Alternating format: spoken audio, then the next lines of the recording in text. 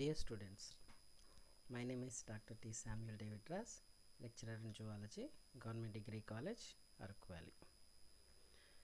ఈరోజు ఈ లెసన్లో మనం నిజకేంద్రక కణం నిర్మాణం గురించి తెలుసుకోబోతున్నాం.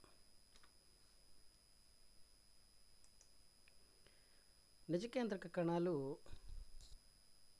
రెండు రకాలు. ఒకటి జంతు కణం, రెండు వృక్ష కణం. ఈ జంతు కణం మరియు వృక్ష కణం రెండిటి యొక్క ప్రత్యేకత ఏంటి అంటే, కణం చుట్టూ కణత్వచం ఉంటుంది. కణత్వచం లోపల కణద్రవ్యం ఉంటుంది. కణం మధ్యలో కేంద్రకం ఉంటుంది. ఇవి కాక కణత్వచానికి కేంద్రకానికి మధ్యలో ఉన్న కణద్రవ్యంలో అనేకమైన కణాంగాలను కలిగి ఉంటాయి. ఇటువంటి నిర్మాణము నిజకేంద్రక కణాన్ని కేంద్రక పూర్వ కణము నుంచి వేరు చేస్తుంది. కేంద్రక పూర్వ కణం లాస్ట్ వీడియో లెసన్లో చూసాం మనం. అందులో కణత్వచం ఉంటుంది, కణద్రవ్యం ఉంటుంది, మధ్యలో ఒకే ఒక క్రోమోజోమ్ ఉంటుంది.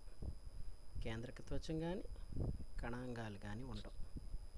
కానీ ఇక్కడ స్పష్టమైన కేంద్రకాన్ని, కణాంగాలను కలిగి ఉండడం నిజకేంద్రక కణం యొక్క ప్రత్యేకత.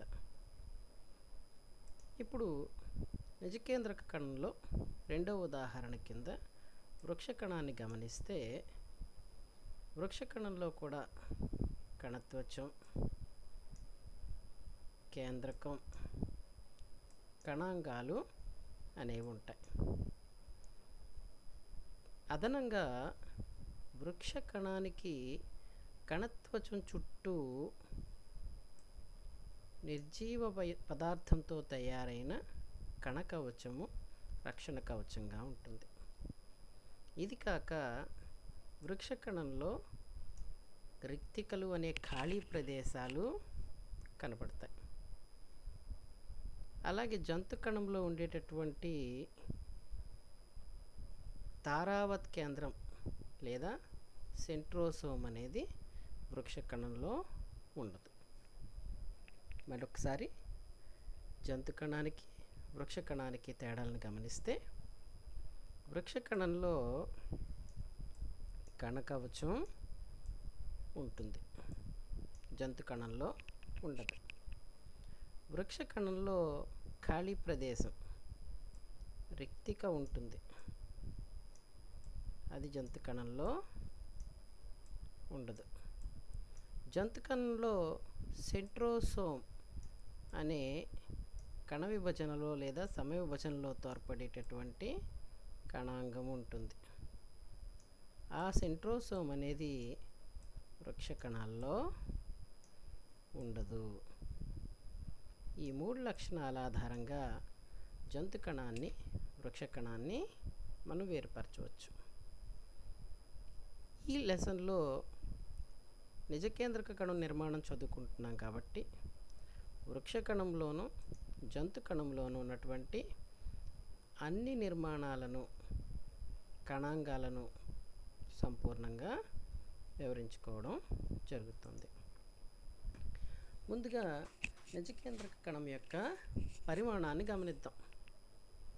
అందులో జంతు కణాన్ని చూసుకుంటే, జంతు కణం పరిమాణం శరీరంలో వివిధ భాగాలలో వివిధ రకాలుగా ఉంటుంది.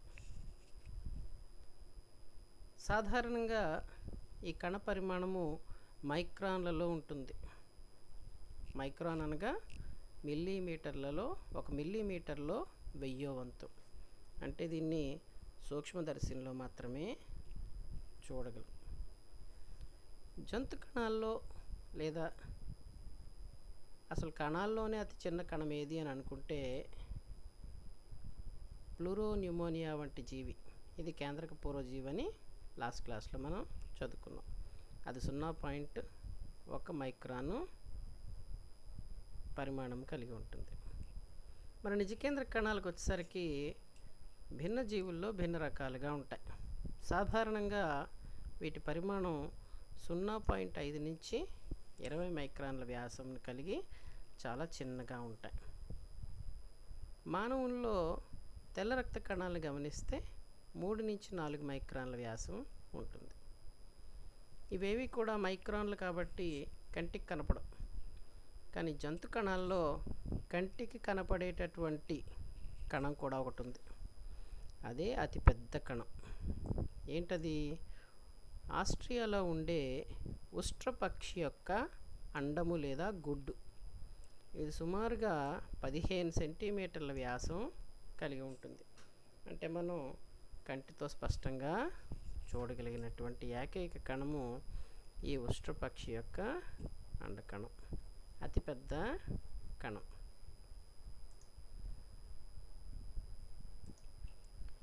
కణం ఆకారంకి వచ్చేసరికి జంతు కణాలు వివిధ ఆకారాలలో, రూపాలలో ఉంటాయి. ఏకకణ జీవులు తీసుకుంటే డయాటములు అంటే ప్రోటిస్టాలు, అమీబా, ప్రోటోజోవా, అలాగే బ్యాక్టీరియా అనేక రకాల ఆకారాలను ప్రదర్శిస్తాయి.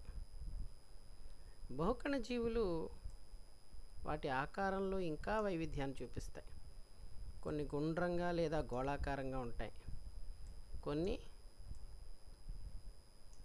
అండాకారంగా ఉంటాయి, కొన్ని దీర్ఘచతురస్రాకారంగా ఉంటాయి, కొన్ని సర్పిలాకారంగా ఉంటాయి, కొన్ని ఫలకం వలె ఉంటే అమీబా లాంటి దాని ఉదాహరణ తీసుకుంటే దానికి ఆకారమే ఉండదు, అంటే అసౌష్ఠవంగా ఉంటాయి.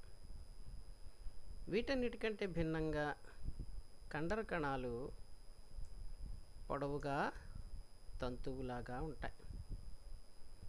అదే మన రక్తంకి వచ్చేసరికి రక్తంలో ఉన్నటువంటి ఎర్ర రక్త కణాలు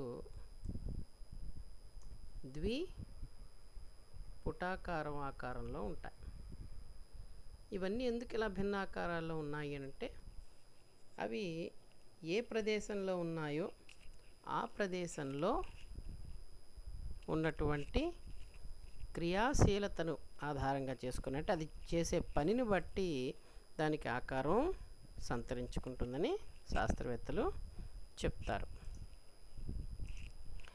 నెక్స్ట్, నిజకేంద్రక కణాల్లో ఇందాక చెప్పుకున్నట్టుగా జంతు కణం అయితే ప్లాస్మా త్వచం మాత్రమే ఉంటుంది.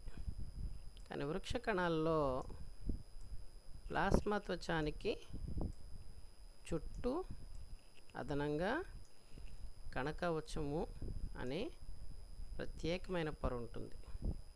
ఇది జంతు కణాల్లో ఉండదు. ఇది సెల్యులోజ్ అనే పిండి పదార్థంతో తయారవుతుంది.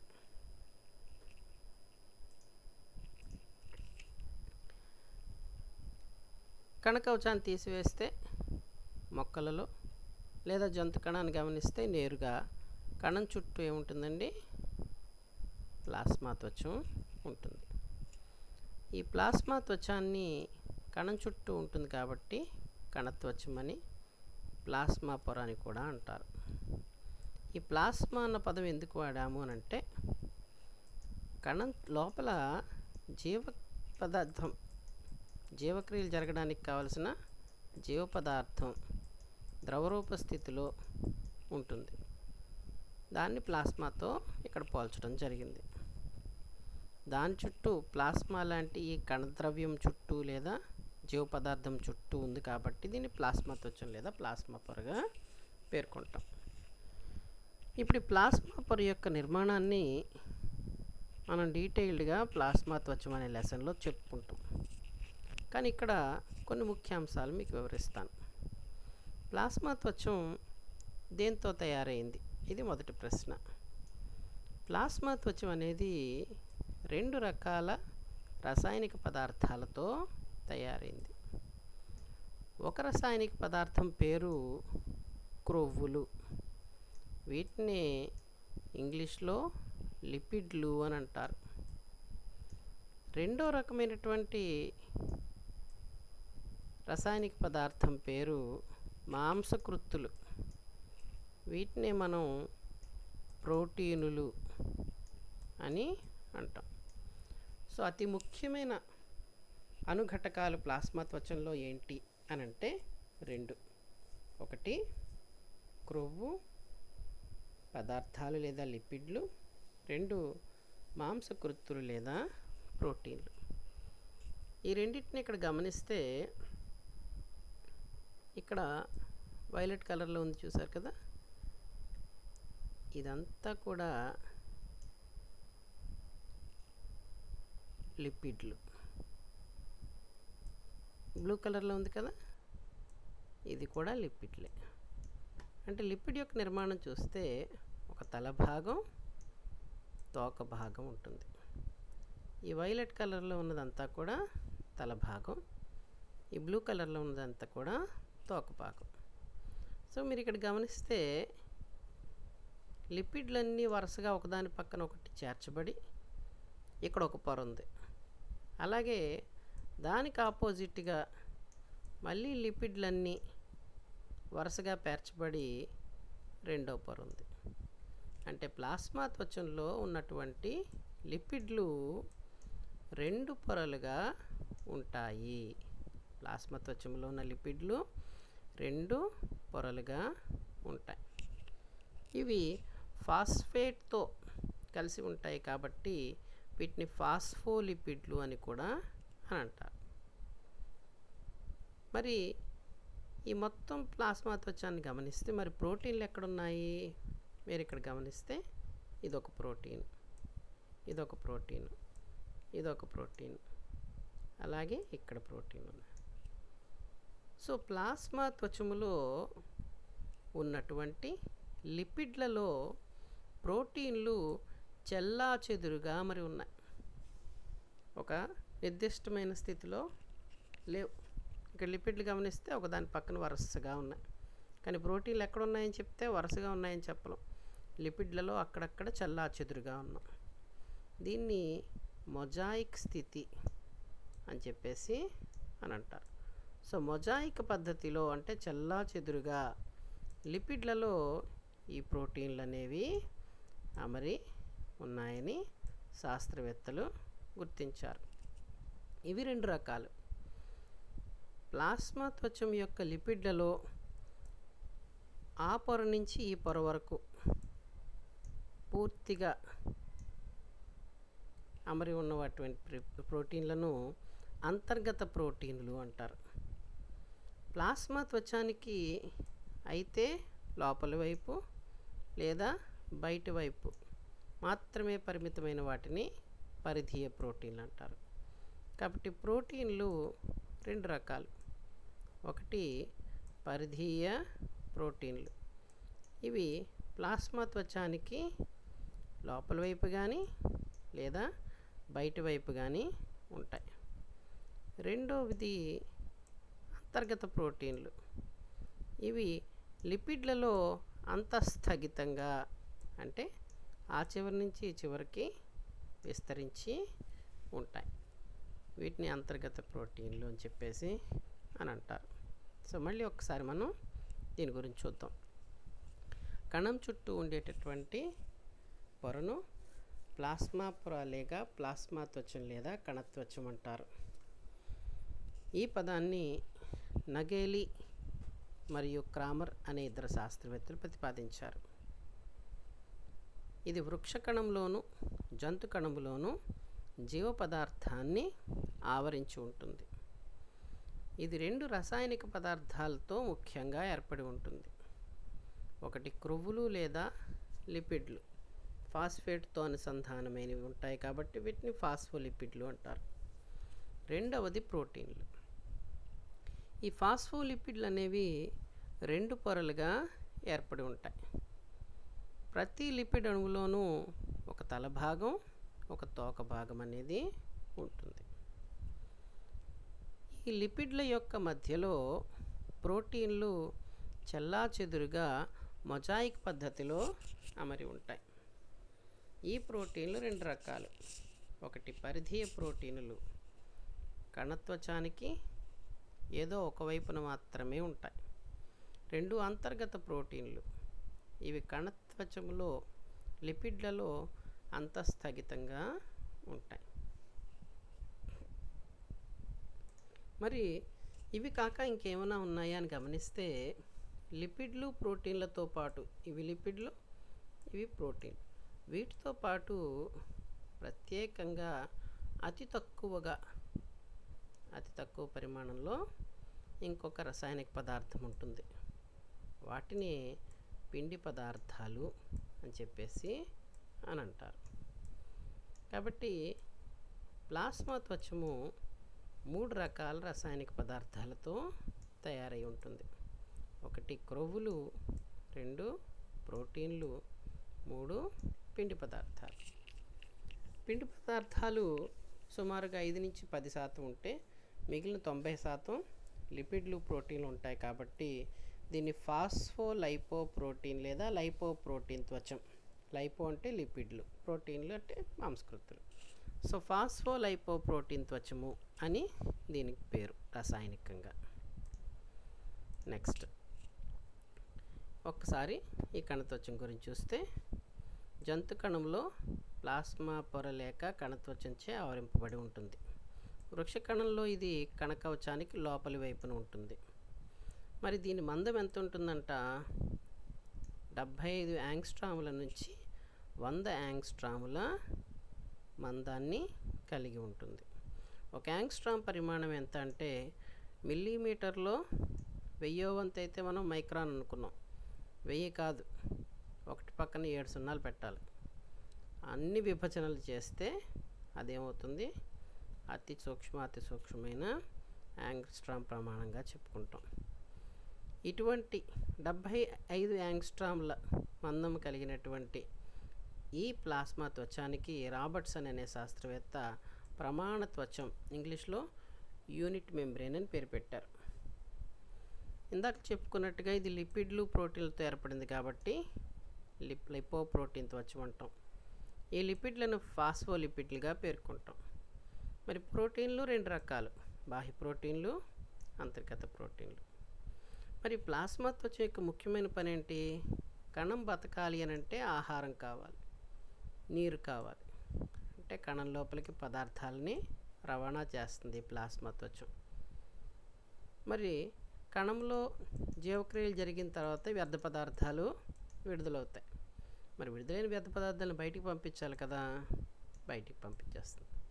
కాబట్టి ప్లాస్మా పొర కణం లోపలికి వెలుపలికి పదార్థాల రవాణాని నియంత్రిస్తుందని శాస్త్రవేత్తలు గుర్తించడం జరిగింది. నెక్స్ట్ ముఖ్యమైన కణాంగం అంతర్జీవ ద్రవ్యజాలకం. సో మనం ప్లాస్మా త్వచం గురించి చెప్పుకున్నాం. ప్లాస్మా త్వచం లోపల జీవ పదార్థం కణద్రవ్యం ఉంటుందని చెప్పుకున్నాం. ఈ కణద్రవ్యం అనేకమైనటువంటి చిన్న చిన్న అవయవాలుతో ఏర్పడి ఉంది. వీటిని కణాంగాలు అని అంటారు. ఇంగ్లీష్లో యాక్చువల్గా అవయవాన్ని ఆర్గాన్ అంటాం. కణంలో ఉన్న ఈ ఆర్గాన్స్ని ఆర్గనిల్ అంటారు. అంటే అతి చిన్న ఆర్గాన్, అవయవము అని అర్థం వచ్చేటట్టుగా. దీన్నే మనం కణాంగం అని పేర్కొంటారు. ఎందుకు కణాంగాలు, ఈ సూక్ష్మ నిర్మాణాలకి కణాంగాలు, అవయవాలని పేరు పెట్టారు? మన శరీరంలో అనేకమైన అవయవాలు ఉన్నాయి. కాళ్ళు, చేతులు, లోపల చూసుకుంటే లివర్, కిడ్నీ. ఈ అంగాలు, అవయవాలు ఏమేం చేస్తాయి? అవి ఒక్కొక్కటి ఒక్కొక్క పనిని నిర్వర్తిస్తూ ఉంటాయి. అలాగే కణం పనిచేస్తుందని చెప్పుకుంటే, కణం చేసే పనులు కణంలో ఉన్నటువంటి అవయవాలు చేస్తాయి, అంటే కణాంగాలు చేస్తాయి. నేను నడుస్తున్నాను, నేను నడట్లేదు, నా కాళ్ళు నడుస్తున్నాయి. నేను చూస్తున్నాను, నేను చూడట్లేదు, నా కళ్ళు చూస్తున్నాయి. అంటే నా అవయవాలన్నీ పనిచేస్తేనే నేను చేసిన పని అవుతుంది. అలాగే కణంలో ఉన్నటువంటి ఈ కణాంగాలన్నీ పనిచేస్తేనే కణం పనిచేసినట్టుగా అవుతుంది. అందుకే కణంలో జరిగేటటువంటి పనులన్నీ, క్రియలన్నీ కూడా కణంలోని కణద్రవ్యంలో ఉన్న కణాంగాల మీద ఆధారపడి ఉంటుంది. ఈ కణాంగాలలో ముఖ్యమైన కణాంగాలు ఎన్ని ఈ నిజకేంద్రక కణంలోవి ఇప్పుడు చెప్పుకోవడం జరుగుతుంది. అందులో మొదటిది అంతర్జీవ ద్రవ్యజాలకం. మనం నిజకేంద్ర కణాల్లో కణం మధ్యలో లేదా ఎక్కడైనా కణద్రవ్యంలో కేంద్రకం ఉంటుందని చెప్పుకున్నాం. ఈ కణత్వచానికి కేంద్రక త్వచానికి మధ్యలో ఒక వలలాగా అనేకమైన త్వచంతో కూడిన నిర్మాణాలు ఏర్పడతాయి. వీటిని అంతర్జీవ ద్రవ్యజాలకము అని అన్నారు. ఎందుకన్నారు? కణం లోపల, ప్లాస్మా త్వచం లోపల ఉండే పదార్థం జీవ పదార్థం. ఈ జీవ పదార్థం రెండు రకాలు. ప్లాస్మా త్వచానికి దగ్గరలో ఉండేది బాహ్య జీవ పదార్థం లేదా బాహ్య జీవ ద్రవ్యం. కేంద్రకం దగ్గరలో మిగతా పార్ట్లో ఉండే ఇదంతా కూడా అంతర్జీవ ద్రవ్యం లేదా అంతర్జీవ పదార్థం. సో జీవ పదార్థంలో రెండు రకాలు, బాహ్య జీవ ద్రవ్యం, అంతర్జీవ ద్రవ్యం. ఈ కణాంగము అంతర్జీవ ద్రవ్యంలో ప్లాస్మా త్వచం నుంచి కేంద్రక త్వచ మధ్యలో ఒక జాలకము లేదా వలలాగా ఏర్పడి ఉంటుంది. కాబట్టి పోర్టర్ అనే శాస్త్రవేత్త దీనికి అంతర్జీవ ద్రవ్యజాలకం అన్న పేరుని ప్రతిపాదించడం జరిగింది. సో ఇది కేంద్రకం. కేంద్రకం చుట్టూ అంతర్జీవ ద్రవ్యజాలకం అనేది ఉంటుంది. ఈ అంతర్జీవ ద్రవ్యజాలకం ఇలాంటి బల్లపరుపు సంచులతో ఏర్పడి ఉంటుంది. ఈ బల్లపరుపు సంచులు లేదా తిత్తులను సిస్టర్నా అని పేరుతో పిలుస్తారు. ఇలాంటి సిస్టర్నాలు అనేకమైనవి ఉంటాయి. ఇవి సన్నటి పొడవైన నాళాలతో కలిసి ఉంటాయి. కాబట్టి సిస్టర్నాలతో పాటు రెండవ ముఖ్యమైన నిర్మాణం అంతర్జీవ ద్రవ్యజాలకంలో ఏంటి అని అంటే నాళికలు. ఇవి సిస్టర్నాలను కలిపి వలలాంటి నిర్మాణాన్ని ఏర్పరుస్తాయి. ప్రతి సిస్టర్నాన్ని గమనిస్తే ఇవి రెండు రకాలంట. సిస్టర్నాల ఉపరితలం మీద రైబోజోములు అనే ప్రత్యేకమైన కణాంగాలను కలిగి ఉండడం, సిస్టర్నాల ఉపరితలం మీద రైబోజోములను లేకపోవడం. దీని ఆధారంగా అంతర్జీవ ద్రవ్యజాలకం రెండు రకాలు. ఒకటి RER, rough endoplasmic reticulum. Rough అంటే అర్థం ఏంటి? గరుగ్గా ఉంది. గరుగ్గా ఎందుకు ఉంది? చూడడానికి సైంటిస్ట్కి ఎలా కనబడింది? దాని ఉపరితలం మీద, సిస్టర్నాల ఉపరితలం మీద రైబోసోములు, ఇక్కడ మీరు గమనిస్తే ఇవన్నీ రైబోసోములు ఉన్నాయి కాబట్టి దీన్ని గరుకు అంతర్జీవ ద్రవ్యజాలకం అంటారు. అంతర్జీవ ద్రవ్యజాలకంలోని సిస్టర్నాల మీద రైబోజోములు ఇక్కడ ఎక్కడ కనబడట్లేదు. ఇది స్మూత్గా ఉంది. అందుకే దీన్ని నునుపు అంతర్జీవ ద్రవ్యజాలకం అని అంటారు. సో అంతర్జీవ ద్రవ్యజాలకం రెండు రకాలు, గరుకు అంతర్జీవ ద్రవ్యజాలకం, రెండు నునుపు అంతర్జీవ ద్రవ్యజాలకం. గరుకు అంతర్జీవ ద్రవ్యజాలకం ఉపరితలంపై రైబోసోములు ఉంటాయి. నునుపు అంతర్జీవ ద్రవ్యజాలకం ఉపరితలంపై, సిస్టర్నాల ఉపరితలంపై రైబోసోములు ఉండవు. మరి ఈ అంతర్జీవ ద్రవ్యజాలకం ఏం చేస్తుంది? కణం ఉంది. కణం అనేకమైన క్రియల్ని నిర్వర్తిస్తుంది. అందులో ఒకానొక క్రియ ఏంటి అని అంటే పదార్థాలను స్రవించటం. మనకి లాలాజలం నోట్లో అంటాం కదండి, లాలాజలం ఊరుతూ ఉంటుంది. ఈ లాలాజలము ఏదైతే మన నోట్లోకి ఆస్యకుహరంలోకి విడుదలవుతుందో అది ఎక్కడి నుంచి వస్తుంది? లాలాజల గ్రంథులలోని లాలాజల గ్రంథి కణాలలో తయారయ్యి బయటికి విడుదలవుతుంది. దాన్ని మనం బయటికి స్రవించబడుతుంది అని చెప్పుకోవచ్చు. ఇది లాలాజల గ్రంథి కణం అనుకోండి. ఈ కణం నుంచి లాలాజలం విడుదలైంది. మరి లాలాజలంలో ఏముంది? నీరుంది. నీటితో పాటు ఇంకేముందంట, మనం తీసుకున్న ఆహారంలో ఉండే పిండి పదార్థాలను జీర్ణం చేసేటటువంటి టయలిన్ లేదా లాలాజల అమైలేజ్ అనే ఎంజైమ్ ఉంటుంది. ఈ ఎంజైమ్ అనేది ఏంటి, ఒక రకమైన ప్రోటీన్. సో ఈ ప్రోటీన్ విడుదలవ్వాలి లేదా స్రవించబడాలి అని అంటే ఆ ప్రోటీను ఉత్పత్తి అవ్వాలి. ఎక్కడ ఉత్పత్తి అవ్వాలి, కణంలో ఉత్పత్తి అవ్వాలి. ఈ కణంలో ఎక్కడ ఉత్పత్తి అవుతుంది అని అంటే గరుకు అంతర్జీవ ద్రవ్యజాలకం యొక్క సిస్టర్నాలలో ఉత్పత్తి అయ్యి బయటకు స్రవించబడుతుంది. ఇటువంటి ప్రోటీన్లను స్రావక ప్రోటీన్లు అంటారు. సో మన కణంలో గరుకు అంతర్జీవ ద్రవ్యజాలకం ఎందుకుంది అని ఎవరైనా అడిగితే మీరేం చెప్పాలి, ఇది స్రావక ప్రోటీన్లను ఉత్పత్తి చేసి స్రవించటానికి వీలుగా తోడ్పడుతుంది. మరి నునుపు అంతర్జీవ ద్రవ్యజాలకం ఎందుకుంది? కణత్వచం దేంతో తయారైంది అనుకున్నాం, లిపిడ్లు ప్రోటీన్లతో తయారైంది. ఇప్పుడు నాకు ఏదైనా దెబ్బ తగిలింది అనుకోండి, సో దేంతో తయారైంది అని అంటే లిపిడ్లతో తయారైంది. మరి ప్లాస్మాతో నాకు దెబ్బ తగిలింది, ఆ దెబ్బ తగిలింది కణాలు చనిపోయాయి. మళ్ళీ చుట్టుపక్కల ఉన్న చర్మం అంతా కూడా ఏం చేసింది, కొత్త కణాలను ఏర్పరిచింది. మరి కొత్త కణాలను ఏర్పరచాలంటే లిపిడ్లు ఉత్పత్తి అవ్వాలి, ప్రోటీన్లు ఉత్పత్తి అవ్వాలి, పిండి పదార్థాలు ఉత్పత్తి అవ్వాలి. వాళ్ళందరూ ప్రోటీన్లు చెప్పుకున్నాం, ఎక్కడ ఉత్పత్తి అవుతాయి, ఇక్కడ గరుకు అంతర్జీవ ద్రవ్యజాలకం మీద రైబోసోమ్ మీద ఉత్పత్తి అవుతాయి అనుకో. మరి లిపిడ్లు ఎక్కడ ఉత్పత్తి అవుతాయి, ఇవి నునుపు అంతర్జీవ ద్రవ్యజాలకంలో ఉత్పత్తి అవుతాయి. కాబట్టి కణానికి కావలసిన స్రావక ప్రోటీన్ల ఉత్పత్తి కోసం గరుకు అంతర్జీవ ద్రవ్యజాలకం ఏర్పడి ఉంటే, కణానికి కావలసిన క్రొవ్వులు లేదా లిపిడ్ల ఉత్పత్తి కోసం నునుపు అంతర్జీవ ద్రవ్యజాలకం అనేది ఏర్పడి ఉంది. నెక్స్ట్ తర్వాత కణాంగం తెలుసుకునే ముందు ఈ ఇంపార్టెంట్ పాయింట్స్ అన్నీ ఒకసారి చూద్దాం.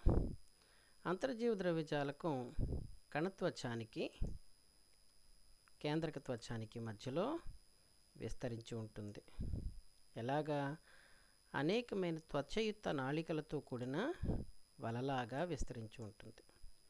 దీంట్లో 3 భాగాలు, సిస్టర్నాలు, నాళికలు, స్రావక ప్రోటీన్లను విడుదల చేయడానికి ఉండే కోశాలు. అంతర్జీవ ద్రవ్యజాలకం 2 రకాలు, నునుపు అంతర్జీవ ద్రవ్యజాలకం, గరుకు అంతర్జీవ ద్రవ్యజాలకం. సిస్టర్నాల ఉపరితలంపై రైబోజోములు ఉంటే గరుకు అంతర్జీవ ద్రవ్యజాలకం అని, అవి లేకుండా ఉంటే నునుపు అంతర్జీవ ద్రవ్యజాలకం అని చెప్పుకోవచ్చు. దీని యొక్క ముఖ్యమైన పనులు ఏంటి అని అంటే, కణ అస్థిపంజరం వలె పనిచేసి కణానికి యాంత్రిక ఆధారాన్ని ఇస్తుంది. పదార్థాల రవాణా కణం లోపల ఒక ప్రదేశం నుంచి మరొక ప్రదేశంకి జరగడానికి తోడ్పడుతుంది. దీన్ని ఇంట్రాసెల్యులార్ ట్రాన్స్పోర్ట్ లేదా ట్రాఫిక్ అంటారు. వివిధ రకాల అయానుల యొక్క గాఢతను అలాగే విద్యుత్ సంభావ్యతను నిర్వహించడానికి తోడ్పడుతుంది. వీటి గురించి మనం ఫిజియాలజీ చదువుకున్నప్పుడు తెలుసుకోవడం జరుగుతుంది. మన కణంలోకి విడుదలైనటువంటి లేదా చేరినటువంటి విష పదార్థాలను, టాక్సిక్ సబ్స్టాన్సెస్ని ఏం చేస్తుంది, నిర్విషీకరణ, డీటాక్సిఫికేషన్ అంటే నిర్వీర్యం చేయడానికి ఈ నునుపు అంతర్జీవ ద్రవ్యజాలకం తోడ్పడుతుంది. క్రొవ్వుల సంశ్లేషణ ద్వారా జీవక్రియా చర్యలకు వేదికగా పనిచేస్తుంది. గరుకు అంతర్జీవ ద్రవ్యజాలకము స్రావక ప్రోటీన్ల ఉత్పత్తికి తోడ్పడుతుంది. ఇవి అంతర్జీవ ద్రవ్యజాలకం యొక్క ముఖ్య విధులు. మనకి రెండవది ముఖ్యమైనటువంటి కణాంగం ఏంటి అని అంటే, ఇప్పుడే చెప్పుకున్నాం అంతర్జీవ ద్రవ్యజాలకం, గరుకు అంతర్జీవ ద్రవ్యజాలకం సిస్టర్నాల ఉపరితలంపై రైబోసోములు ఉంటాయని.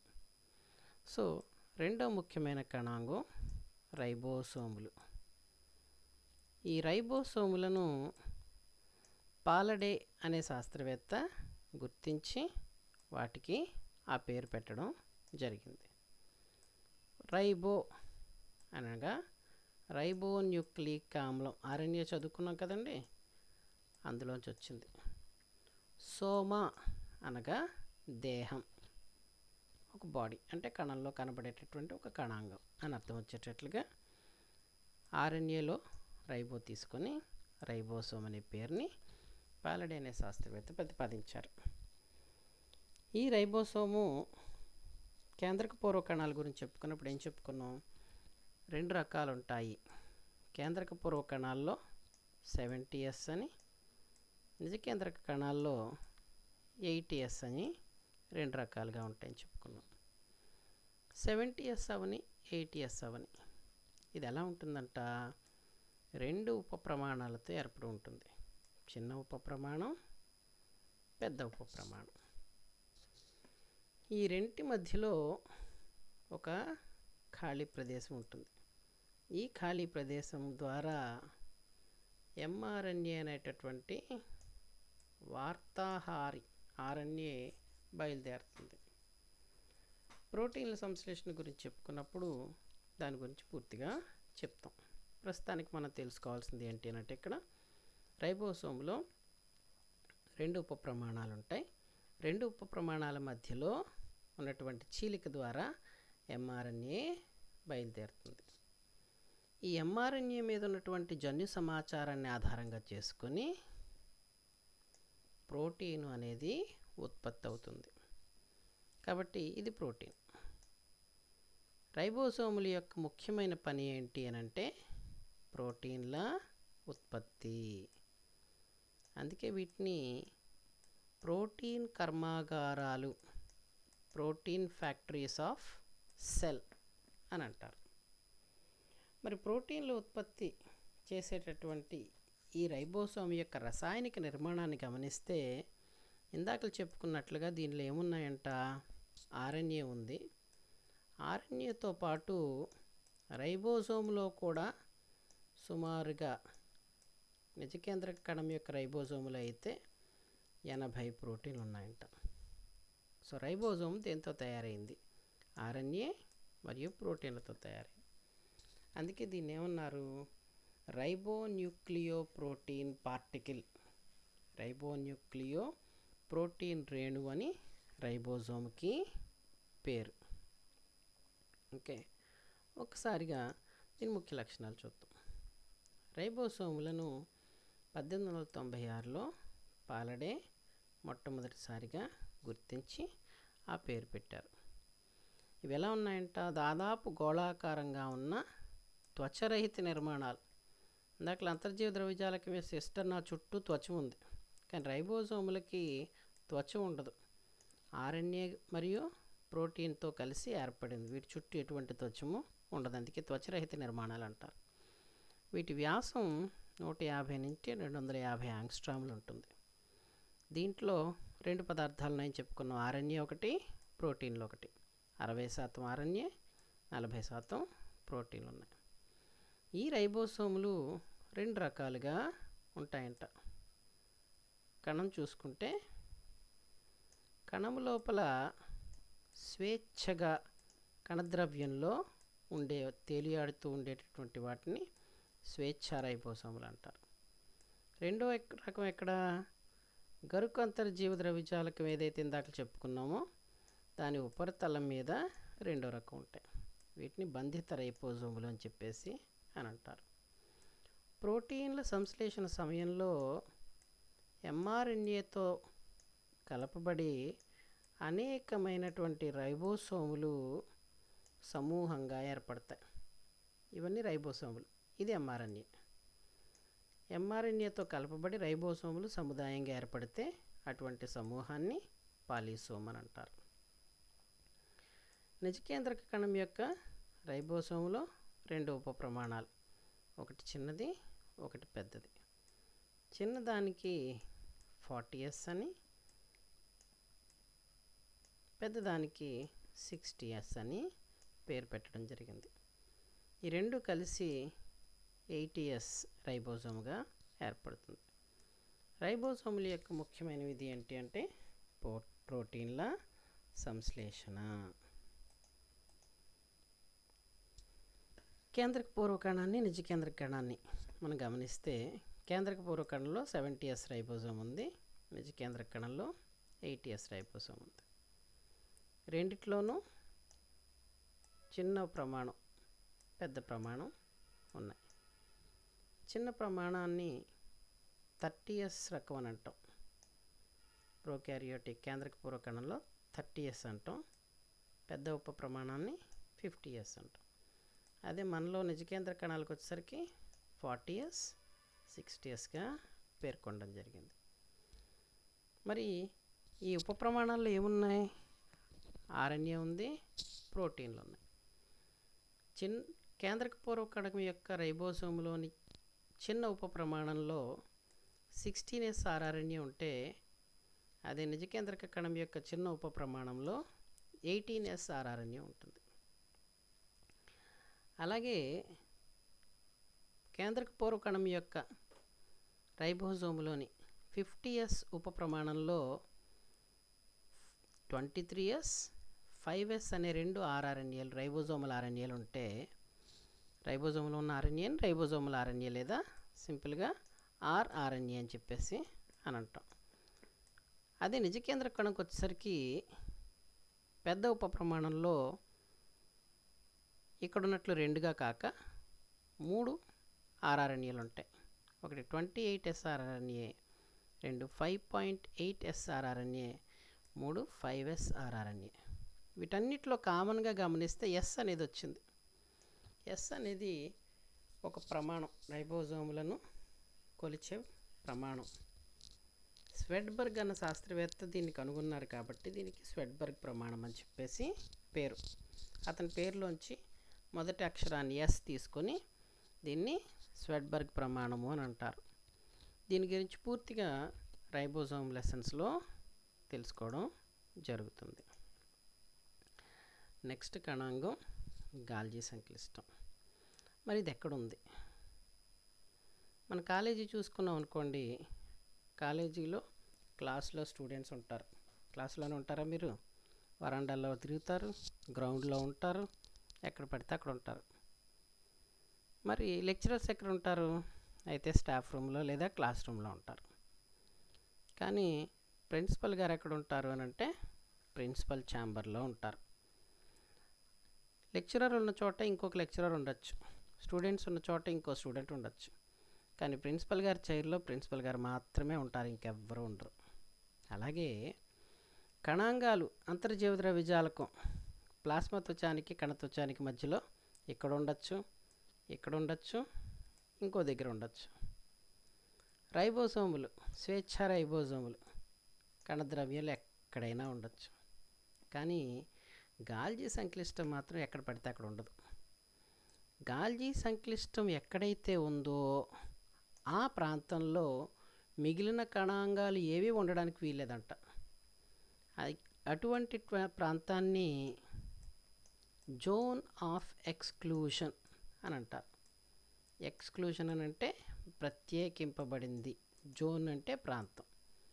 సో ఇక్కడ ప్రత్యేకింపబడినటువంటి కణద్రవ్యములోని ఒక ప్రాంతములో ఈ గాల్జీ సంక్లిష్టం ఉంటుంది కాబట్టి దీన్ని జోన్ ఆఫ్ ఎక్స్క్లూషన్ అని అంటారు. సో ఈ జోన్ ఆఫ్ ఎక్స్క్లూషన్లో గాల్జీ సంక్లిష్టం అనే ఈ నిర్మాణం అనేది ఉంటుంది, ఇక్కడ ఉంటుందన్నమాట. ఎక్కడుంది ఇది? సేమ్ అంతర్జీవ ద్రవ్యజాలకంలాగే ప్లాస్మా త్వచానికి కేంద్రక త్వచానికి మధ్యలో ప్రత్యేకింపబడిన ప్రాంతం లేదా జోన్ ఆఫ్ ఎక్స్క్లూషన్లో ఉంటుంది. ఈ గాల్జీ సంక్లిష్టాన్ని గమనిస్తే ఇక్కడ రెండు ప్రాంతాల కింద చెప్పుకోవచ్చు. ఒకటి సిస్ తలము అని అంటారు, రెండు ట్రాన్స్ తలము అని అంటారు. సిస్ తలము, ట్రాన్స్ తలము. సిస్ తలం ఎటువైపు ఉంటుంది అని గమనిస్తే కేంద్రక త్వచానికి దగ్గరలో ఉండేది సిస్ తలం. కేంద్రక త్వచానికి దూరంగా ఉండేది అంటే ప్లాస్మా త్వచానికి దగ్గరగా ఉండేది ట్రాన్స్ తలం. ఈ సిస్థలము ట్రాన్స్థలము రెండు ఏం చేస్తాయి అని అంటే, గాల్జీ సంక్లిష్టం అనేది శాస్త్రవేత్తలు ఏం చెప్తారు అని అంటే, అంతర్జీవ ద్రవ్యజాలకంలో 3 భాగాలు చెప్పుకున్నాం. సిస్టర్నాలు, నాళికలు, కోశాలు. సిస్టర్నాను కలిపేది నాళికలు. మరి కోశాలు అనేవి ఏంటి? ఈ సిస్టర్నా యొక్క అంత్య భాగాల నుంచి విడుదలయ్యేటటువంటి గుండ్రని సంచి వంచి నిర్మాణాలు. దీంట్లో ఏముంటాయి? గరుక అంతర్జీవ ద్రవ్యజాలకం ఉపరితలం మీద తయారైనటువంటి స్రావక ప్రోటీన్లు ఉంటాయి. ఇవి బయటికి వెళ్ళాలి. కానీ అంతర్జీవ ద్రవ్యజాలకం వీటిని బయటికి పంపించలేదు, తయారు మాత్రమే చేస్తుంది. స్రావక ప్రోటీన్లను ఇందాక చెప్పుకున్న లాలాజలంలో ఉండే లాలాజల ఎమైలేజ్ అనే స్రావక ప్రోటీన్, దాన్ని గరుక అంతర్జీవ ద్రవ్యజాలకం తయారు చేసి కోశంలోకి విడుదల చేస్తుంది. ఇలాంటి కోశాలు ఎక్కడ తయారయ్యాయి? ఇక్కడ తయారయ్యాయి.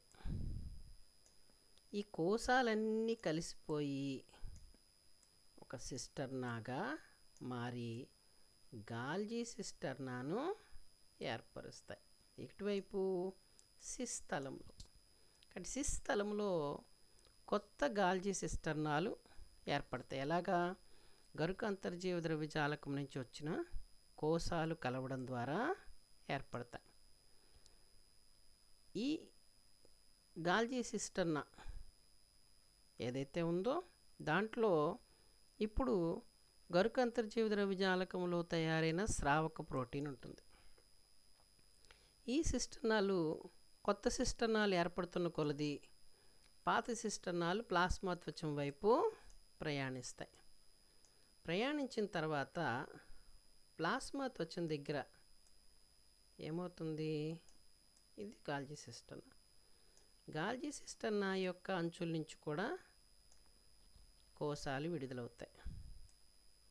ఇందులో ఏముంది? గరుక అంతర్జీవ ద్రవ్యజాలకంలో తయారైనటువంటి స్రావక ప్రోటీన్ ఉంది. ఈ స్రావక ప్రోటీను కలిగినటువంటి కోశము ప్లాస్మా త్వచంతో కలిసి ఈ ప్రోటీన్ని బయటకు స్రవిస్తుంది. దీన్నే స్రావక క్రియ అంటారు. కాబట్టి స్రావక ప్రోటీన్లను తయారు చేసేది గరుక అంతర్జీవ ద్రవ్యజాలకం, కానీ వాటిని బయటికి విడుదల చేసేది లేదా స్రవించేది గాల్జీ సంక్లిష్టం.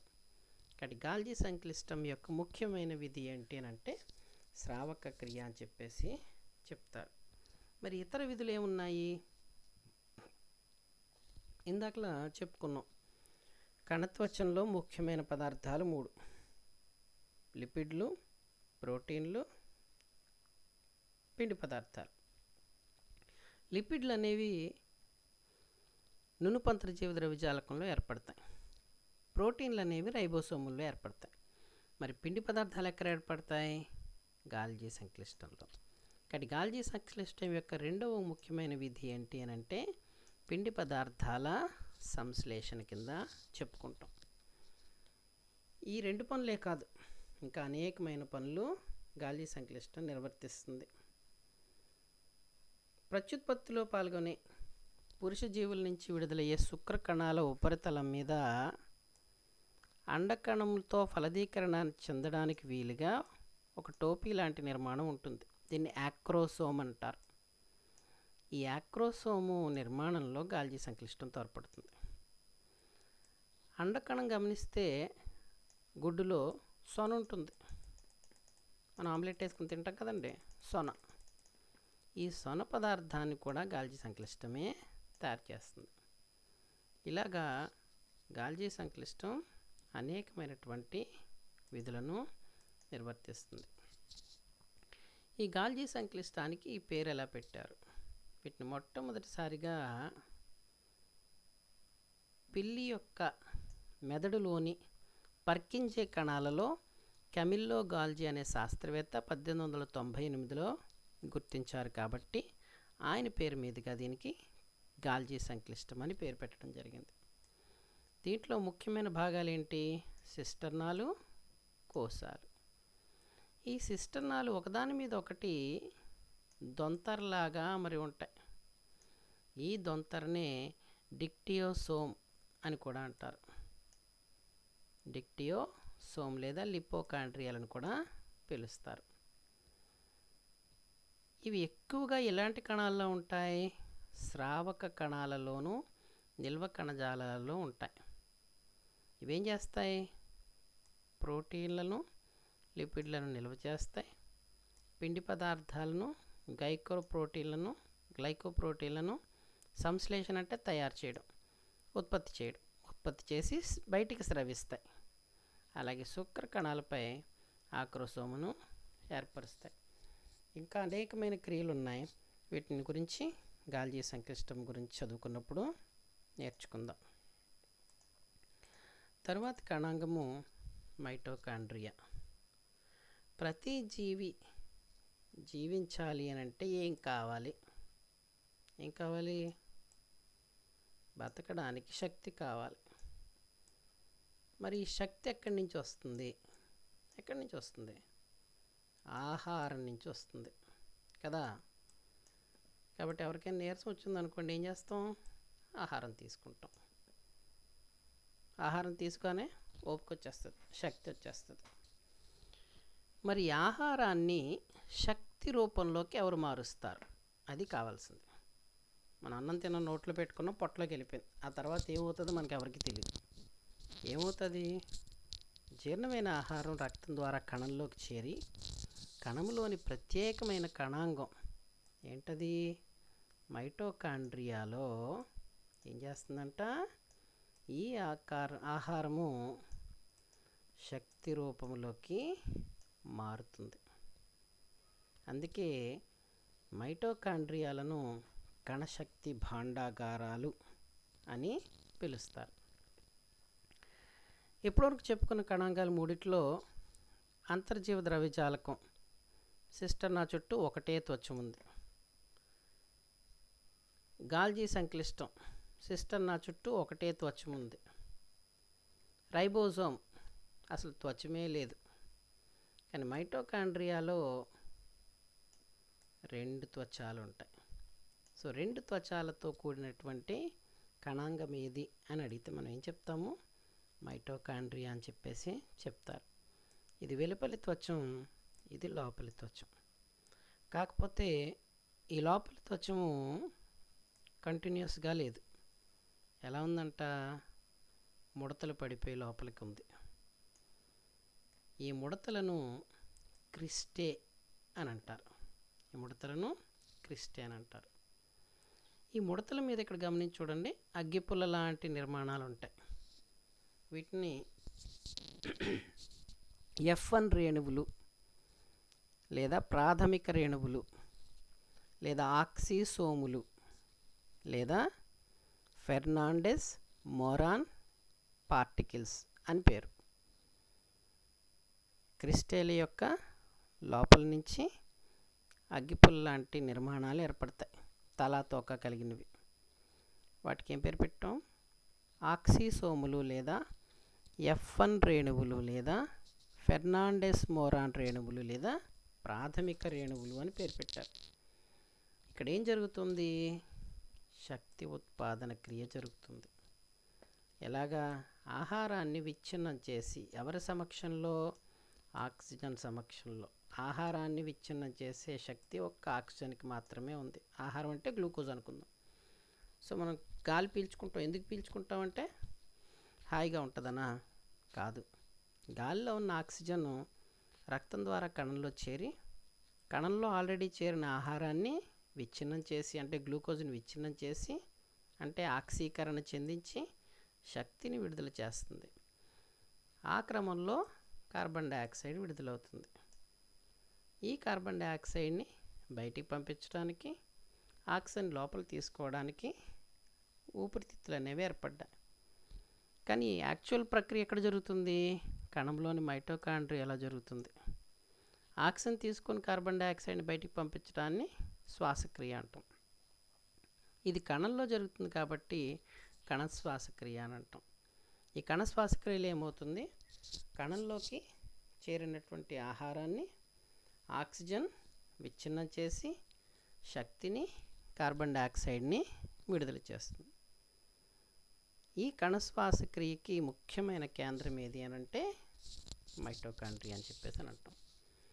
మైటోకాండ్రియాలో ఈ వెలుపల త్వచానికి లోపల త్వచానికి మధ్యలో ఖాళీ ప్రదేశం ఉంటుంది. దీన్ని పెరిమైటోకాండ్రియల్ ప్రదేశం అని అంటారు. మరి లోపల త్వచం లోపల చాలా జీవ పదార్థాన్ని పోలినటువంటి పదార్థం ఉంటుంది. ఈ పదార్థాన్ని శాస్త్రవేత్తలు మాత్రిక అని పేరు పెట్టారు. ఇంగ్లీష్లో మ్యాట్రిక్స్ అని అంటాం. ఈ మాత్రికలో ఏమున్నదంట, మైటోకాండ్రియాకు సంబంధించిన డిఎన్ఏ ఉందంట. దీన్ని మైటోకాండ్రియల్ డిఎన్ఏ అంటారు.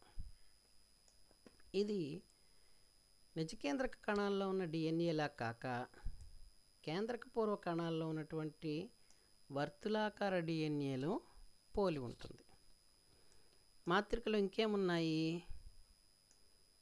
55S రకానికి చెందిన రైబోసోములు ఉన్నాయి. వీటిని మైటోరైబోసోములు అని అంటారు. ఈ మాత్రికలో డిఎన్ఏ రైబోసోములు కాక ఇంకేమున్నాయి, అనేకమైన ఎంజైములు అనేవి ఉండి జీవక్రియలలో పాల్గొంటాయి. కాబట్టి కణం సొంతంగా తన పనులన్నీ తను చేసుకుంటుంది. ఎలాగా, కణంలో క్రోమోజోమ్లో డిఎన్ఏ ఉంది కాబట్టి. మరి మైటోకాండ్రియా కూడా తన పనులు సొంతంగా చేసుకోగలదు. కారణం ఏంటి, మైటోకాండ్రియా కూడా డిఎన్ఏ ఉంది. అందుకే మైటోకాండ్రియాని పాక్షిక స్వయం ప్రతిపత్తి గల కణాంగం అని చెప్పేసి అని అంటాం. ఇతర వివరాలని మనం మైటోకాండ్రియా లెసన్లో తెలుసుకుందాం.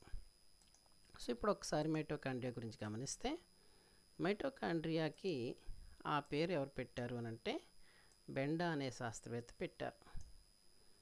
వీటిని మొదటిసారిగా ఆల్ట్మన్ అనే శాస్త్రవేత్త గుర్తించారు. వీటికి కాండ్రియోసోములని, బయోప్లాస్ట్లని భిన్నమైన పేర్లు కలవు. కొన్ని కడ్డీలుగాను, కొన్ని గోళాకారంలోను, కొన్ని పోగుల వలె ఉంటాయి. వీటి పరిమాణం 0.1 నుంచి 0.7 మైక్రాన్ల పొడవు, 0.1 నుంచి 1 మైక్రాన్ వ్యాసము కలిగి ఉంటుంది. నిర్మాణాత్మకంగా ప్రతి మైటోకాండ్రియాలో ఇందాక చెప్పినట్టుగా 2 పొరలు ఉంటాయి, వెలుపలి పొర, లోపలి పొర.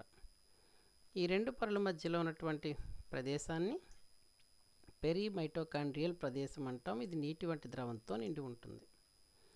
లోపల పొర ఎలా ఉంటుందని చెప్పుకున్నాం, ముడతలు పడి ఉంటుందని చెప్పుకున్నాం. ఈ ముడతల్ని ఏమన్నాము, క్రిస్టే అని అంటారు. ఈ క్రిస్టే లోపల మాత్రిక ఉంటుంది. ఈ క్రిస్టేల ఉపరితలం నుంచి తల, తోక నిర్మాణం కలిగిన ఆక్సిసోములు లేదా ప్రాథమిక ప్రమాణాలు ఏర్పడతాయి. మరి మాత్రికలో ఏమున్నది, వర్తులాకార డిఎన్ఏ ఉండి దీనికి పాక్షిక స్వయం ప్రతిపత్తిని ఏర్పరుస్తుంది. మరి మైటోకాండ్రియా యొక్క ముఖ్యమైన విధి ఏంటి, కణ శ్వాసక్రియ ద్వారా శక్తి ఉత్పాదన చేయడం దీని ముఖ్యమైన విధి. నెక్స్ట్ కణాంగం లైసోసోమ్. దీన్ని క్రిస్టియన్ డి డువే అనే శాస్త్రవేత్త గుర్తించి 1955లో దీనికి లైసోసోమ్ అని పేరు పెట్టారు. లైసో అని అంటే అర్థం ఏంటి అని అంటే విచ్ఛిన్నము అని అర్థం. సో ఇది విచ్ఛిన్నం చేసే కణాంగం. ఎవరిని విచ్ఛిన్నం చేస్తుంది, కణాన్నే విచ్ఛిన్నం చేసేస్తుందా, అది కూడా చేస్తుంది దానికి అవసరమైతే. ఇప్పుడు కణం ఈ కణానికి దెబ్బ తగిలి పాడైపోయింది అనుకోండి, పాడైపోయిన కణం ఉంటే బ్యాక్టీరియా లోపల చేరి కణాన్ని చంపేస్తాయి. అలాగలాగా ఇతర కణాలకి వ్యాపించి మనకి వ్యాధి వచ్చే అవకాశం ఉంటుంది. అందుకనే చనిపోయిన లేదా మృతి చెందిన కణాలను, బలహీనమైన కణాలను విచ్ఛిన్నం చేస్తుంది లైసోసోమ్. కానీ అది దాని ముఖ్యమైన పని కాదు, అది ఎప్పుడో జరుగుతుంది. మరి రెగ్యులర్గా చేసే పని ఏంటి, కణం లోపలికి ఏదైనా బ్యాక్టీరియం వచ్చిందనుకోండి లేదా వైరస్ వచ్చిందనుకోండి, ఈ లైసోసోమ్ దాంతో కలిసిపోయి ఆ బ్యాక్టీరియాని లేదా వైరస్ని విచ్ఛిన్నం చేస్తుంది. అందుకే దీనికి లైసోసోమ్ అని పేరు పెట్టారు. అప్పుడప్పుడు ఏం చేస్తుందని చెప్పాను, కణాన్ని కూడా పూర్తిగా జీర్ణం చేసేయగలదు. బ్యాక్టీరియాలని విచ్ఛిన్నం చేయడాన్ని కణభక్షణ ఫాగోసైటాసిస్ అంటారు. చనిపోయిన కణాలను విచ్ఛిన్నం చేయడాన్ని ఆత్మభక్షణ ఆటోఫాగి అని అంటారు. అందుకే వీటిని శాస్త్రవేత్తలు ఆత్మభక్షణ కోశాలు సూసైడల్ బ్యాగ్స్ ఆఫ్ సెల్ అని కూడా పేరు పెట్టడం జరిగింది. ఈ లైసోసోమ్లు ఎక్కడి నుంచి ఏర్పడతాయంటే, ఇందాక గాల్జీ సంక్లిష్టం చెప్పుకున్నాం కదండి. ఈ గాల్జీ సంక్లిష్టంలో సిస్థలం ఉంది, ట్రాన్స్థలం ఉంది. కేంద్రకానికి దగ్గరలో ఉండేది సిస్థలం, ప్లాస్మా త్వచానికి దగ్గరలో ఉండేది ట్రాన్స్థలం. ఈ సిస్థలం యొక్క సిస్టర్నాలు విడిపోయి చిన్న చిన్న కోశాలని ఏర్పరుస్తాయి. వీటిని లైసోసోములు అని అంటారు. ఈ లైసోసోము ఏం చేస్తుందట, పాడైపోయిన కణాంగాలని విచ్ఛిన్నం చేస్తుంది, లేదా బయట నుంచి వచ్చినటువంటి ఈ బ్యాక్టీరియాలని మింగేసి వాటితో కలిసిపోయి వాటిని జీర్ణం చేసేస్తుంది.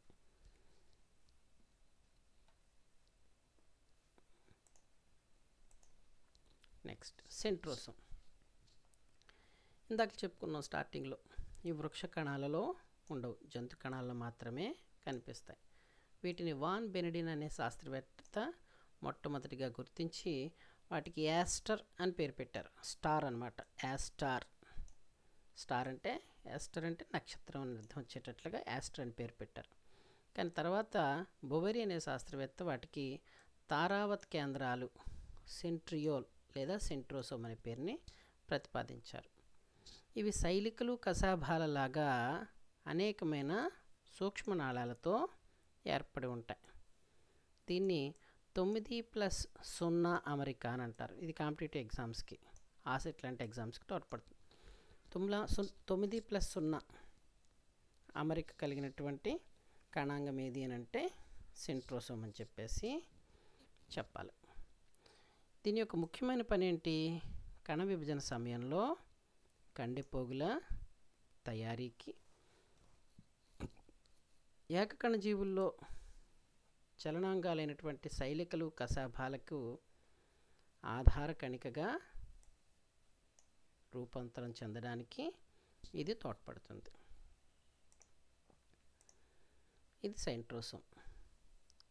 సెంట్రోసోమ్ చూడండి, 1 2 3 4 ఇలాగా 3 కట్టలుగా 9 కట్టలు కలిసి 1 2 3 4 5 6 7 8 9 9 కట్టలు కలిసి ఏం చేస్తున్నాయండి, ఒక బండిల్లా ఒక కట్టలాగా ఏర్పడ్డాయి.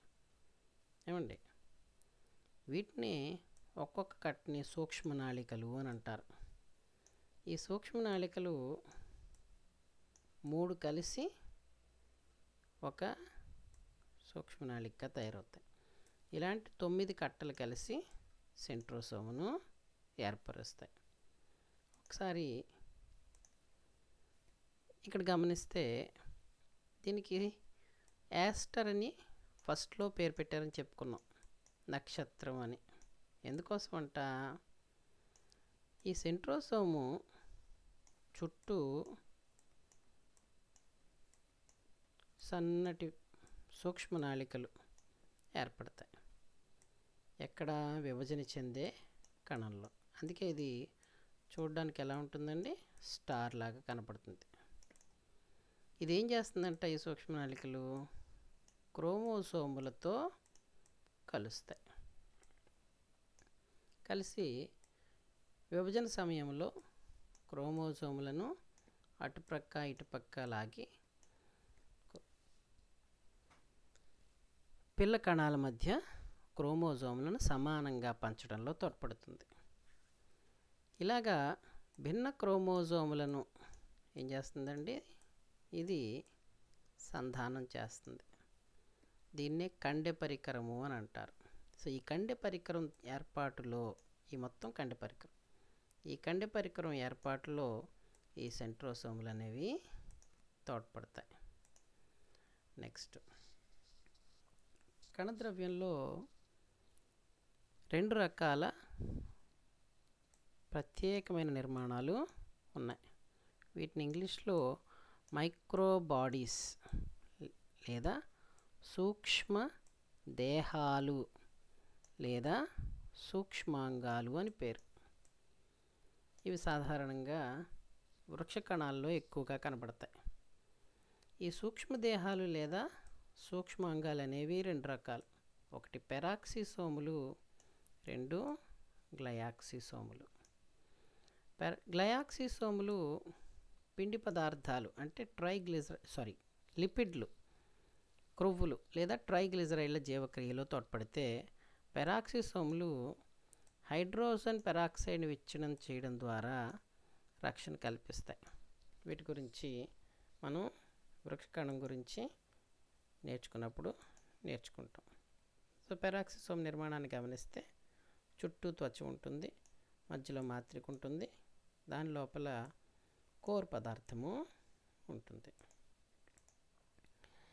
వృక్షకణంకి వచ్చేసరికి నిజకేంద్ర కణంలో వృక్షకణం కూడా ఒక నిజకేంద్ర కణం కాబట్టి దాంట్లో ఉన్న కణాంగం ఏంటి? హరితరేణువు. ఇది జంతు కణాలలో ఉండదు. దీంట్లో ఏముంటుంది? పత్రహరితం ఉంటుంది. ఈ పత్రహరితము ఏం చేస్తుందండి? కిరణజన్య సంయోగక్రియ ద్వారా, కిరణజన్య సంయోగక్రియ లేదా ఫోటోసింథసిస్ ద్వారా గ్లూకోజ్ని ఉత్పత్తి చేస్తుంది. ఇది హరితరేణువు యొక్క ముఖ్యమైన విధి. ఇది వృక్ష కణాల్లో మాత్రమే కనపడుతుంది. పత్రహరితాన్ని కలిగినటువంటి ఇవి గ్రానాలు ఏముంటాయండి? ఈ హరితరేణువు మధ్యలో స్ట్రోమా లేదా మాత్రికలో దొంతర్లుగా ఏర్పడి ఉంటాయి. ఇది కూడా మైటోకాండ్రియా అలాగే వెలుపలి పొర, లోపలి పొర, రెండు పొరలతో ఏర్పడుతుంది. తేడాల్లా మైటోకాండ్రియా లోపలి త్వచము క్రిస్టే అనే ముడతలుగా ఏర్పడి ఉంటుంది. హరితరేణువులో ఆ ముడతలు అనేవి ఉండవు. ఇది పత్రహరితాన్ని కలిగి కిరణజన సంయోగక్రియలో తోడ్పడుతుంది. అదే వృక్షకణంకి జంతు కణానికి ఇంకొక ముఖ్యమైన తేడా ఏం చెప్పుకున్నాం? కణద్రవ్యంలో ఒక పెద్ద ఖాళీ ప్రదేశం ఉంటుంది. ఈ ఖాళీ ప్రదేశాన్ని రిక్తిక అంటే ఖాళీ అని అర్థం, రిక్తిక అని అంటారు. దీని చుట్టూ ఉండే ఈ త్వచాన్ని టోనోప్లాస్ట్ అని అంటారు. ఇది నీటిని నిల్వ ఉంచి కణకవచానికి దృఢత్వాన్ని ఏర్పరచడానికి వృక్షకణంలో తోడ్పడుతుంది. ఇది దీని యొక్క ముఖ్యమైన విధి. ఇది రిక్తిక. చుట్టూ టోనోప్లాస్ట్ ఉంది, మధ్యలో నీరు నిల్వ ఉంటుంది. నెక్స్ట్ కణంగాలు, శైలికలు, కశాభాలు. ఇవి సూక్ష్మతంతువు కలిగి జీవ పదార్థం నుంచి ఏర్పడిన నిర్మాణాలు. ఇందాకలా సెంట్రోసోమ్ అనేది ఆధార కణికగా తయారైతే దాని నుంచి పొడవైన కశాభం లేదా సెంట్రోసోమ్ ఆధార కణికగా మారిన తర్వాత దాని నుంచి పొట్టిగా ఉండే శైలికలు అనేవి ఏర్పడతాయి. ఈ శైలికలు లేదా కశాభాలు చలనంలో తోడ్పడతాయి. మన ఇంటర్మీడియట్లో చదువుకున్నటువంటి పారమీషియాన్ని గమనిస్తే పారమీషియంలో చిన్న చిన్న తంతువులు ఉన్నాయి, వీటినే శైలికలు అన్నాం. అలాగే యూగ్లినాలో పొడవాటి ఒకే ఒక తంతు ఉంది, దీన్ని కశాభం అన్నాం. ఈ శైలికలు లేదా కశాభాలు అనేవి చలనంలో తోడ్పడతాయి. మరి వీటి యొక్క కామన్ నిర్మాణం గమనిస్తే శైలిక కానీ కశాభం కానీ ఈ రెండిట్లోనూ చుట్టూ ఉండే త్వచాన్ని ప్రోటోప్లాస్మిక్ త్వచము అని అంటారు, ఎందుకంటే ఇది జీవ పదార్థం నుంచి ఏర్పడుతుంది. ఈ ప్రోటోప్లాస్మిక్ త్వచము లోపల ఏమున్నాయంట? 9 జతల కట్టలు, సూక్ష్మనాళికలు అనేవి ఒక కట్టగా తయారవుతాయి. దీన్ని యాక్సోనియం అని అంటారు. చూడండి, ఇక్కడ వేరు చేసాం, ఇది యాక్సోనియం. ఈ యాక్సోనియంలో 9 జతల సూక్ష్మనాళికలు ఉంటాయి. దీని చుట్టూ ప్రోటోప్లాస్మిక్ త్వచం జీవ పదార్థపు తొడుగుండి యాక్సోనియంని రక్షిస్తుంది. యాక్సోనియం యొక్క నిర్మాణం ఇక్కడ ఒకసారి మనం గమనిస్తే చూడండి, 1 2 3 4 5 6 7 8 9. 9 ఎలా ఉన్నాయి? జతలు జతలుగా ఉన్నాయి. అంటే ఇదొక జత, ఇదొక నాళిక, రెండవది జత, దాని నుంచి ఒక జత నాళికలు, దీని నుంచి జత నాళికలు, అలా 9 జతల నాళికలు కలిసి ఎలా ఏర్పడ్డాయండి? ఒక బండిల్లాగా సముదాయంగా ఏర్పడ్డాయి. ఈ చుట్టూ ఉన్న ఈ నాళికలను పరిధీయ నాళికలు అని అంటారు. ఇవన్నీ పరిధీయ నాళికలు. ఇవి కాక దీని మధ్యలో 2 విడిగా ఉన్నటువంటి నాళికలు ఉంటాయి. వాటిని కేంద్ర నాళికలు అని అంటారు. అంటే శైలిక మరియు కశాభం 9 జతల పరిధీయ నాళికలు, ఒక జత అంటే 2 కేంద్ర నాళికలతో తయారవుతుంది. కాబట్టి దీన్ని 9+2 అమరిక అంటారు. ఇందాక మనం సెంట్రోసోమ్ గురించి చెప్పుకున్నప్పుడు ఏం చెప్పాం? 9+0 అమరిక. అంటే పరిధీయ నాళికలు ఉన్నాయి, కేంద్ర నాళికలు లేవు. కానీ శైలికలు కశాభాల్లో 9+2 అమరిక. 9 జతల పరిధీయ నాళికలు, ఒక జత కేంద్ర నాళికలు ఉంటాయి. ఇవి కాక కణానికి అవసరమైనప్పుడు ఆహారాన్ని అందించడానికి వీలుగా ఆహార పదార్థాలు, కావలసినటువంటి స్రావకాలని ప్రోటీన్లు విడుదల చేయడానికి స్రావక పదార్థాలు, కణంలో తయారైనటువంటి విసర్జక పదార్థాలని నిల్వ ఉంచేటటువంటి కొన్ని ప్రత్యేకమైన నిర్మాణాలు ఉంటాయి. వీటిని కణ అంతర్నివేశాలు అని అంటారు. ఇవి ఆహార పదార్థాలని, స్రావక పదార్థాలని, విసర్జక పదార్థాలని నిల్వ చేసేటటువంటి కణికలమైన గుండ్రటి నిర్మాణాలు. ఇంక చివరిగా కణం మధ్యలో ఏముంటుందండి? కేంద్రకం ఉంటుంది. ఇది నిజ కేంద్రక కణం యొక్క అతి ముఖ్యమైన కీలకమైన కణాంగం. దీన్ని సెల్ బ్రెయిన్ అని అంటారు, కణ మెదడు అని అంటారు. ఎందుకోసం? కణం చేసేటటువంటి పనులన్నీ కూడా దీని కంట్రోల్లో ఉంటాయి. మనం చేసే పనులన్నీ కూడా మన బ్రెయిన్ కంట్రోల్లో ఉన్నట్టుగా కణం చేసే పనులన్నీ కూడా కణంలోని కేంద్రకం అధీనంలో ఉంటాయి. దీన్ని మొట్టమొదటిగా రాబర్ట్ పౌన్ అనే శాస్త్రవేత్త 1831 సంవత్సరంలో కనుగొన్నారు.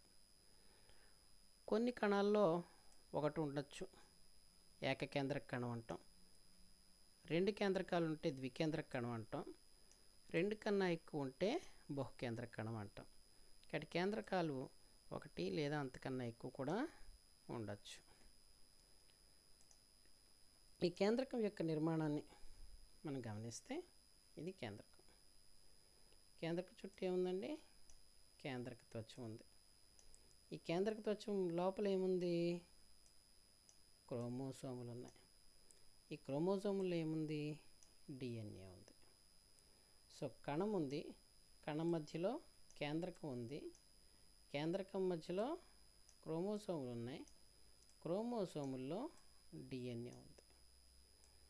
కేంద్రకం కణాన్ని నియంత్రిస్తుంది అని అన్నాం. ఎలాగా? కేంద్రకంలో ఉన్న క్రోమోసోముల్లో ఉన్న డిఎన్ఏ ద్వారా ఇది మొత్తం కణాన్ని నియంత్రిస్తుంది.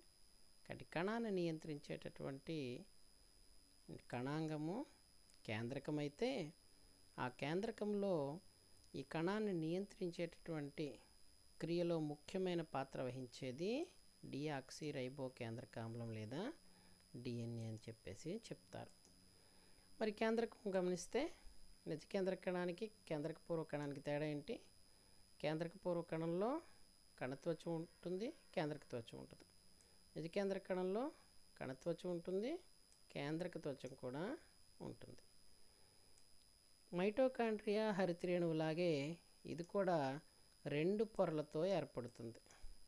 2 పొరలతో ఏర్పడుతుంటుంది. ఇది బయట ఉన్నటువంటి అంతర్జీవ ద్రవ్యజాలకంతో కలుస్తుందని స్టార్టింగ్లోనే చెప్పుకున్నాం. ఈ కేంద్రక త్వచం లోపల కూడా ద్రవ పదార్థం ఉంటుంది. దీన్ని కేంద్రక ద్రవ్యం అంటాం. కణంలో ఉండేది జీవ పదార్థం అయితే జీవ పదార్థం 2 రకాలు. ప్లాస్మా త్వచానికి కేంద్రక త్వచానికి మధ్యలో ఉండేది కణద్రవ్యం, కేంద్రకం లోపల ఉండేది కేంద్రక ద్రవ్యం. ఇప్పుడు ఈ కేంద్రక త్వచాన్ని మనం గమనిస్తే కేంద్రక త్వచంలో అక్కడక్కడ సన్నటి రంధ్రాలు ఉన్నాయంట. ఈ రంధ్రాన్ని కేంద్రక రంధ్రాలు అంటారు. ఇవి కాక కేంద్రక మధ్యలో ఒక గుండ్రటి నిర్మాణం ఇంకోటి ఉంటుంది. దాన్ని కేంద్రకాంశము అని అంటారు. కాబట్టి కేంద్రకంలో ఉండేటువంటి ముఖ్య భాగాలు ఏంటి అని అంటే, ఒకటి చుట్టూ ఉన్న కేంద్రక త్వచం, దాని లోపల ఉన్న జీవ పదార్థం అనగా కేంద్రక ద్రవ్యం, కేంద్రక ద్రవ్యంలో ఉండేటటువంటి కేంద్రకాంశం మరియు క్రోమోసోములు, ఇవి కాక కేంద్రక త్వచంలో ఉన్న కేంద్రక రంధ్రాలు. ఇవి దీనిలో ఉన్న ముఖ్యమైన భాగాలు. మరి కేంద్రకం యొక్క త్వచాన్ని గమనిస్తే ఏం చెప్పాము, 2 పొరలు ఉన్నాయన్నాం. కానీ ఇలా కంటిన్యూస్గా ఉండవు పొరలు. ఎలా ఉంటాయట, ఈ 2 పొరలు ఇలా సెపరేట్ అయిపోయి ఉంటాయంట కేంద్రకంలో. అంటే ఇక్కడ ఏమైంది, 2 పొరలకి మధ్యలో ఖాళీ ప్లేస్ ఏర్పడింది. ఈ ఖాళీ ప్లేస్ని కేంద్రక రంధ్రం అని చెప్పేసి అని అంటారు. ఇది ఎలా ఉంటుందంట, చూడటానికి అష్టభుజాకృతిలో కనిపిస్తాయి. ఇది ఏం చేస్తుంది, చుట్టూ ఉన్న కణంలోని పదార్థాలు కేంద్రకంలో రావడానికి, కేంద్రకంలో ఉన్న పదార్థాలు బయటికి వెళ్ళడానికి, అంటే కేంద్రక ద్రవ్యం కణద్రవ్యం మధ్యలో వివిధ పదార్థాల రవాణాకు తోడ్పడతాయి. ఏంటివి, కేంద్రక రంధ్రాలు. ఇది చెప్పాను కదండి, అష్టభుజాకృతిలో ఉన్న కేంద్రక రంధ్రం కణద్రవ్యం నుంచి కేంద్రకంలో ఉన్న కేంద్రక ద్రవ్యానికి పదార్థాల రవాణాలో ముఖ్య భూమికని ఇవి పోషిస్తాయి. కేంద్రకంలో ఉన్నటువంటి జీవ పదార్థాన్ని కేంద్రక ద్రవ్యము అని అంటారు. దీనిలో ఆర్ఎన్ఏ ఉంటుంది, డిఎన్ఏతో కూడిన క్రోమోసోములు ఉంటాయి, కేంద్రకాంశము మరియు ప్రోటీన్లు కూడా ఉంటాయి. మరి కేంద్రకాంశం యొక్క ముఖ్యమైన పని ఏంటి, ఇది కేంద్రక ద్రవ్యంలో ఉండేటటువంటి గుండ్రటి నిర్మాణం.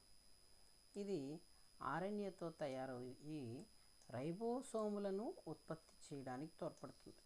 కాబట్టి ఎవరైనా కేంద్రకాంశం దేనికి ఉపయోగపడుతుందని ఎవరినైనా అడిగితే మిమ్మల్ని ఏం చెప్పాలి, కేంద్రకాంశం యొక్క ముఖ్యమైన విధి రైబోజోముల ఉత్పత్తి. ఇంకా చివరిగా మనం క్రోమోసోముల గురించి వచ్చాం. కేంద్రక ద్రవ్యంలో పోగుల వంటి నిర్మాణాలను క్రోమోసోములను అంటారు. ఇవి డిఎన్ఏను కొన్ని ప్రత్యేకమైన ప్రోటీన్లను కలిగి ఉండి ఒక తరం నుంచి మరొక తరానికి లక్షణాలను చేరవేయడానికి తోడ్పడతాయి. అందుకే వీటిని అనువంశిక వాహకాలు అని అంటారు.